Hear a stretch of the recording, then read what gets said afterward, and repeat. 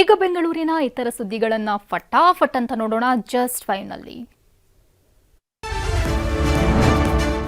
ಸಂಚಾರಿ ನಿಯಮ ಉಲ್ಲಂಘಿಸಿದ್ರೆ ಡಿಎಲ್ ಅಮಾನತು ಮಾಡುವ ಎಚ್ಚರಿಕೆಗೂ ಸವಾರರು ತಲೆಕೆಡಿಸಿಕೊಳ್ತಿಲ್ಲ. ಒನ್ ವೇನಲ್ಲಿ ಸವಾರರ ಓಡಾಟ ಹೆಚ್ಚಾಗ್ತಿದೆ. ಒಂದು ವಾರದಲ್ಲಿ 16,660 ಒನ್ ವೇ ಕೇಸ್ಗಳು ದಾಖಲಾಗಿವೆ. ಬೆಂಗಳೂರು ಸಂಚಾರಿ ಪೊಲೀಸರು ಒನ್ ವೇ ಡ್ರೈವಿಂಗ್ ವಿರುದ್ಧ ವಿಶೇಷ ಕಾರ್ಯಾಚರಣೆ ನಡೆಸಿದ್ರು. ಈ ಪೈಕಿ 16,660 ಪ್ರಕರಣಗಳನ್ನು ದಾಖಲಿಸಿದ್ದು, ಸುಮಾರು 1,000 ಚಾಲಕರ ಡಿಎಲ್ ಅಮಾನತಿಗಾಗಿ ಆರ್ಟಿಒಗೆ ಶಿಫಾರಸು ಮಾಡಲಾಗಿದೆ.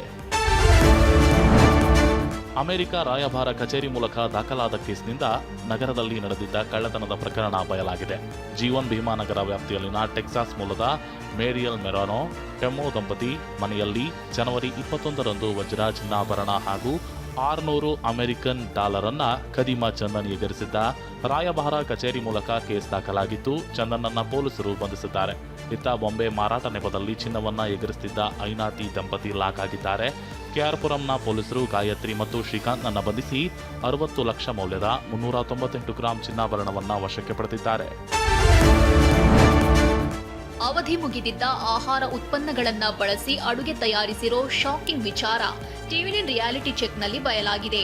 ರಾಜಾಜಿನಗರ ಸಮೀಪದ ಶಿವನಗರ ಮೇಲ್ಸೇತುವೆ ಬಳಿಯ ಹಂಗ್ರಿ ಬೈಟ್ಸ್ ರೆಸ್ಟೋರೆಂಟ್ ಅವಧಿ ಮುಗಿದಿದ್ದ ಸಾಸ್, ಮಯೋನೀಸ್, ಶರ್ಬತ್ ಫ್ಲೇವರ್ ಸೇರಿ 10 ಉತ್ಪನ್ನ ಬಳಸುತ್ತಿದ್ದಾರೆ. ಟಿವಿ9ನಲ್ಲಿ ವರದಿ ಪ್ರಸಾರ ಆಗ್ತಿದ್ದಂತೆ ಆರೋಗ್ಯ ಅಧಿಕಾರಿ ರೆಸ್ಟೋರೆಂಟ್ ಮಾಲೀಕರಿಗೆ ದಂಡ ವಿಧಿಸಿ ಎಚ್ಚರಿಕೆ ನೀಡಿದ್ದಾರೆ.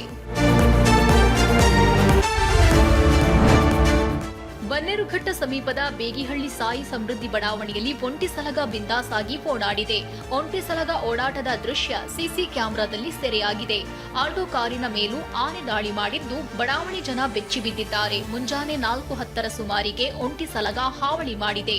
ಹೊರಗೆ ಬರುವುದಕ್ಕೂ ಜನರು ಭಯಪಡೋ ಪರಿಸ್ಥಿತಿ ನಿರ್ಮಾಣವಾಗಿದೆ. ಬೇಗಿಹಳ್ಳಿಯ ಸಾಯಿ ಸಮೃದ್ಧಿ ಬಡಾವಣೆಯಲ್ಲಿ ನಿತ್ಯ ಆತಂಕದಲ್ಲೇ ಕಾಲ ಕಳೆಯೋ ಪರಿಸ್ಥಿತಿ ಇದೆ. ಸರ್ಕಾರಿ ಆಸ್ಪತ್ರೆಯಲ್ಲಿ ಕಳಪೆ ಆಹಾರದ ಬಗ್ಗೆ ದೂರು ಕೇಳಿ ಬಂದಿದ್ದು, ಆರೋಗ್ಯ ಇಲಾಖೆ ಎಚ್ಚೆತ್ತಿದೆ. ಇಸ್ಕಾನ್ ವತಿಯಿಂದ ರೋಗಿಗಳಿಗೆ ಪೌಷ್ಟಿಕ ಆಹಾರ ಸರಬರಾಜಿಗೆ 3 ವರ್ಷ ಒಪ್ಪಂದ ನಡೆದಿದೆ. ಬೆಳಗ್ಗೆ ತಿಂಡಿಗೆ ರವೆ ಉಪ್ಪಿಟ್ಟು, ಪೊಂಗಲ್, ಗೋಧಿ ತಿನಿಸು, 100 ಗ್ರಾಂ ಬ್ರೆಡ್ ಹಾಗೂ ಬಾಳೆಹಣ್ಣು ವಿತರಣೆ ಮಾಡಲಾಗುತ್ತೆ. ಮಧ್ಯಾಹ್ನದ ಊಟಕ್ಕೆ ರಾಗಿ ಮುದ್ದೆ, ಅನ್ನ ಸಾಂಬಾರ್, ಸೋಯಾ ಚಂಕ್ಸ್.